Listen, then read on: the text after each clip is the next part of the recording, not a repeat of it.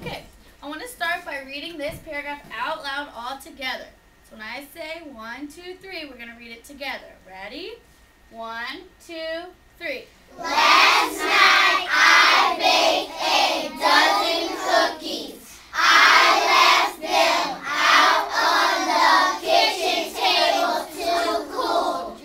Just before I went to bed, I saw a little mouse under the table, looking at me. She looked hungry. When I came down in the morning, one of the cookies were gone. Other ones half eaten. Okay. Last night I baked a dozen cookies. I left them out on the kitchen table to cool. Just before I went to bed, I saw a little mouse under the table looking at me. She looked hungry. When I came down in the morning, one of the cookies was gone. Another was half eaten. What inferences can you make using this paragraph? What do you think we know from reading this paragraph? What kind of guesses or inferences can you make? Abby? That the mouse was hungry and she wanted some cookies and she ate half of one and she ate the other one. Okay, so Abby says she saw that the little mouse was hungry, and you're making the inference that she ate the cookie. Does the author ever tell us that the mouse ate the cookie? No. No. But we can make the inference that the mouse ate the cookie. What clues are you using to make the guess that the mouse ate the cookie?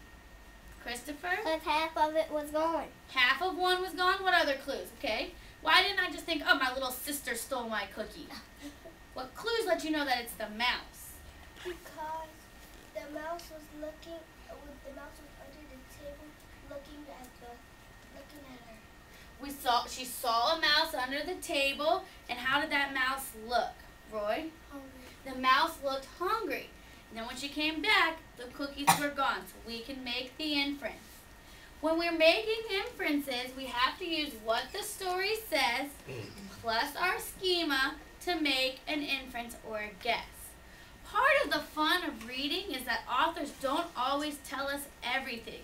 So we've got to use the clues they give us and our schema to make inferences.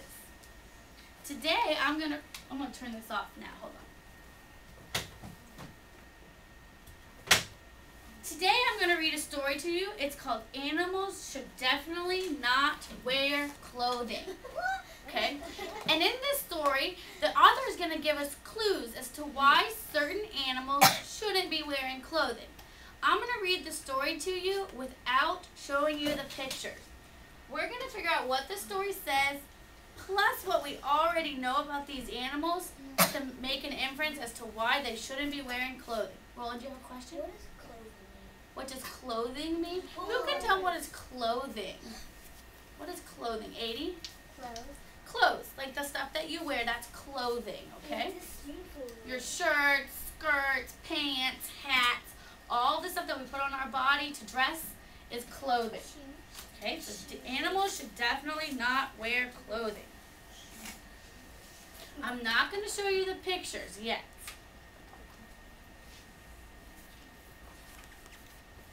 I want you to see the picture. Hold on. Animals should definitely not wear clothing. Because it would be disastrous for a porcupine. Okay, now let me think. I'm going to make an inference about why should a porcupine not wear clothing. Well, the story says it would be disastrous. What does that word disastrous mean?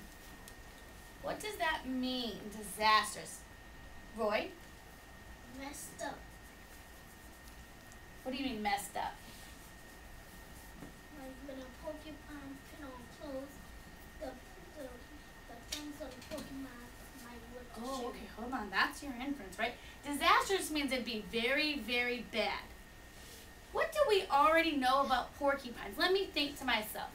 Well, I know a porcupine is a little round animal and he's low to the ground, and I know that he has lots of spikes coming out of his body, right? So I know that a porcupine has spikes. So I'm going to make the inference that a porcupine should not wear clothes because his spikes would ruin the clothes. When his spikes would rip up the clothes, right? Just because all those little spikes would go through the shirt. I would love to hear what you have to say, but you need to raise your hand. Okay, Connor, what do you think would happen? All those little sharp hairs will get through the shirt.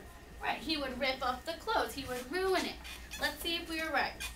Look at the picture. What do you see in the picture? Azaria? The spikes have ripped up this dress, right? So was our inference correct? He would rip up the clothes. You used the story said it's disastrous, plus that you know a porcupine has spikes, to make the inference that the porcupine would rip the clothes. Let's do another one together. Yes, Abby? You could cut off the spikes. Yeah, but then you'd have to hurt the porcupine. Porcupine might get mad. Animals should definitely not wear clothes because a camel might wear it in the wrong places. Now, close your eyes and get a picture of your head of what does a camel look like. Okay? I know what it looks like. So it said he's going to wear it in the wrong places. What does a camel look like? What do you know about a camel? What does your schema tell you about a camel? Lanala? He's brown and his back kind of like big. Okay, he's brown. Camels are brown. What else do we know? She says his back is big. What does she mean his back is big? Shane? It's humped up. He's got a hump on his back, right? He's got humps on his back.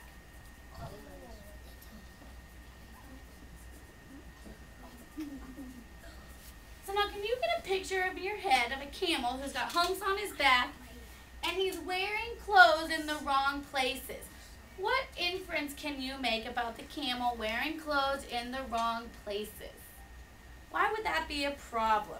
Casey? It's the front of the shirt might go in the back of the camel. Okay, because his shirt's going to end up on his hump instead of on his whole body. What else might be in the wrong place? Roy?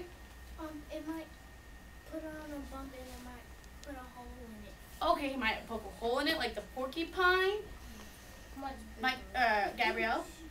If he bit on the pants and then if it gets on his back, it might have a hole in it. It might rip, it might split the pants. What about the fact that it said it's gonna be in the wrong place?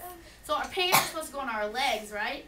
Could maybe he accidentally think the pants are supposed to go on the hump?